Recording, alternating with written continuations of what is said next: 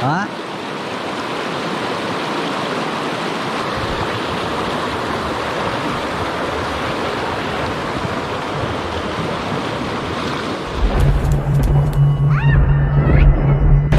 Assalamualaikum warahmatullahi wabarakatuh. Berjumpa kembali di channelnya Bagus Komara TV.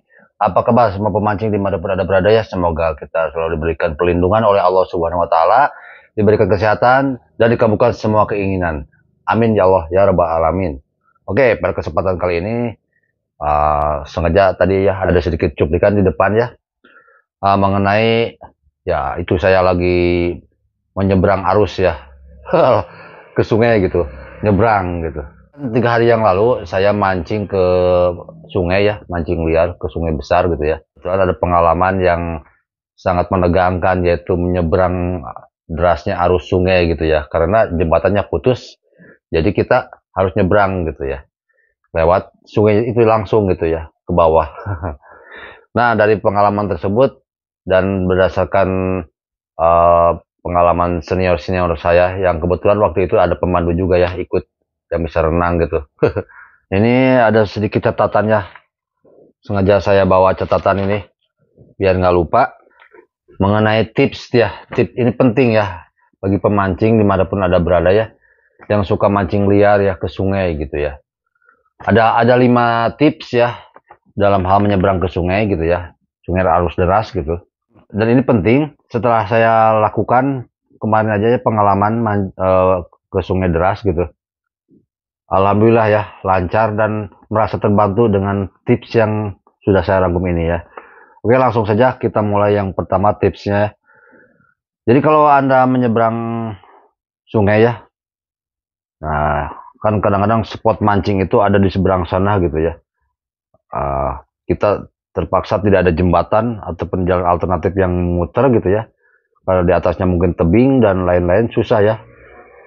Harus benar-benar nyebrang gitu ya, terpaksa itu ya. Kalau sudah terpaksa ya kita harus lakukan penyeberangan itu. Yang pertama itu yang harus kita punya itu nih tongkat ya.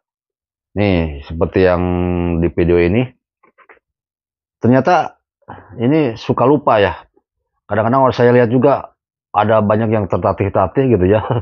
Sampai istilahnya gak kuat berdiri.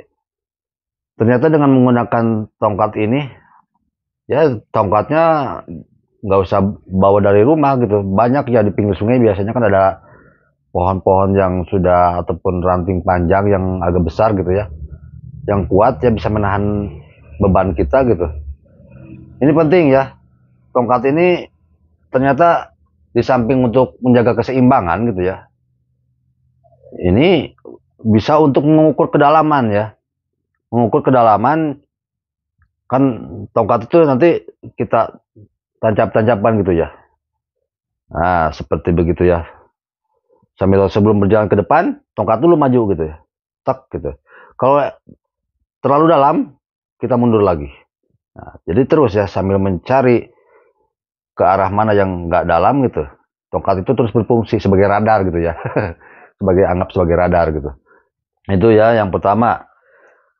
Yang kedua, nah ya, ini saya juga dikasih tahu sama teman saya yang kebetulan dia itu ada di wilayah sungai, dekat sungai rumahnya. Dia sering ya nyebrang sungai gitu. Jadi jangan jangan injak ya batu yang berwarna putih ataupun yang berwarna hijau gitu. Ada dua ya, putih ataupun hijau gitu. Nah, putih itu biasanya itu lumpur-lumpur yang menempeli batu gitu. Jadi batunya berubah jadi putih gitu ya. Yaitu ada di atas batu-batu gitu. Kalau kita injak benar-benar licin loh, beneran itu licin. Licin banget gitu. Saya kayak besar batunya gitu kan. Nah, waktu itu saya lupa gitu.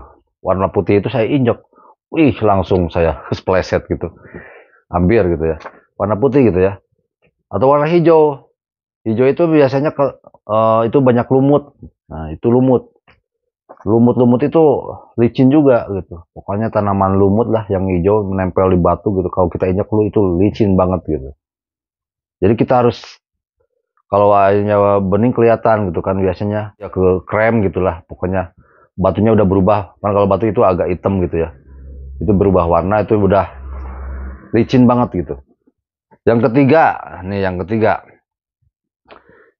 ketiga itu usahakan kalau acara mancing apalagi ke alam liar ya, jangan sendirian gitu. Ya kita bisa bawa teman, 2 atau 3 atau lebih bagus lebih banyak gitu ya. Jangan sendirian gitu. Dan kalau bisa, kalau kita nggak bisa berenang, usahakan yang satunya lagi itu benar-benar bisa berenang dan paham sungai gitu. Kebetulan memancing kan nggak semuanya bisa berenang gitu ya, termasuk saya benar-benar tidak bisa berenang dengan arus deras seperti itu. Jadi saya kemarin juga bareng sama yang bisa nyelam malahan dia itu. Jadi kita tenang gitu. Dan kalau ada apa-apa kita bisa saling koordinasi. Saya jangan sendirian gitu ya. Kita ada trouble, dia bisa membantu dengan cepat gitu. Jangan berjauhan gitu. Jangan berjauhan. Terus berdekatan gitu. Ya, jadi kita kalau ada sesuatu menolongnya kan deket ya, menolong. Yang keempat, nah ini penting ya teman-teman. Peralatan itu kalau mancing itu di selain jaket dan lain-lain ya, alat pancing dan selain-lainnya, kita usahakan pakai alas kaki ya, pakai sepatu karet. Kenapa saya sarankan sepatu karet? Pengalaman saya kemarin juga sama. Beberapa kali sih saya memakai sepatu karet kalau ke air enak gitu. Pertama dia itu sepatu karet ya, banyak di pasar-pasar gitu ya. Sepatu karet yang karet, bahan karet gitu, elastis. Itu nempel di, nggak lepas gitu ke apa dari kaki itu copot, nggak copot gitu.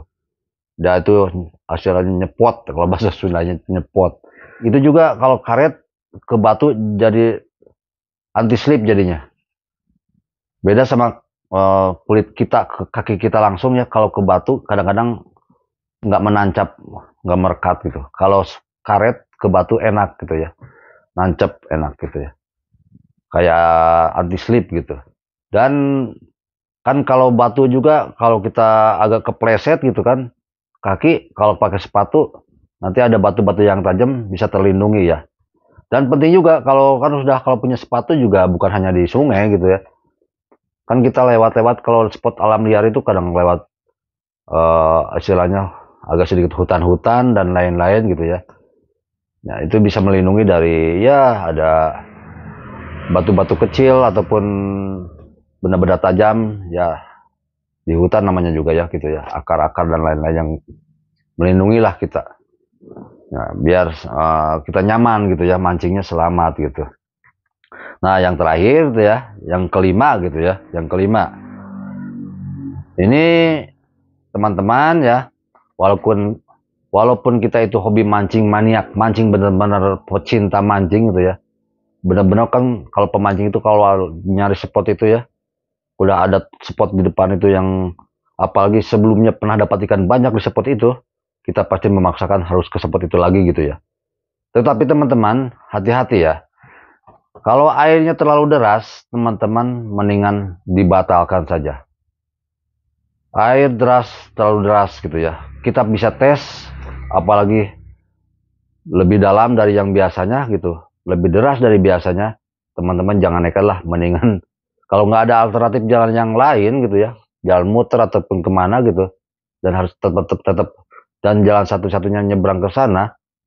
Nah, mau tidak mau ya teman-teman harus dibatalkan kalau airnya terlalu deras gitu ya. Nah itu benar ya. Harus kontrol emosi kita harus dijaga ya. Kita keselamatan nomor 1 ya. Gitu ya. Nah itu ya sedikit ya mengenai tips menyeberang sungai arus deras gitu ya. Semoga ini bermanfaat ya buat teman-teman gitu ya. Sampai jumpa di video-video selanjutnya. Wassalamualaikum warahmatullahi wabarakatuh. Bye-bye.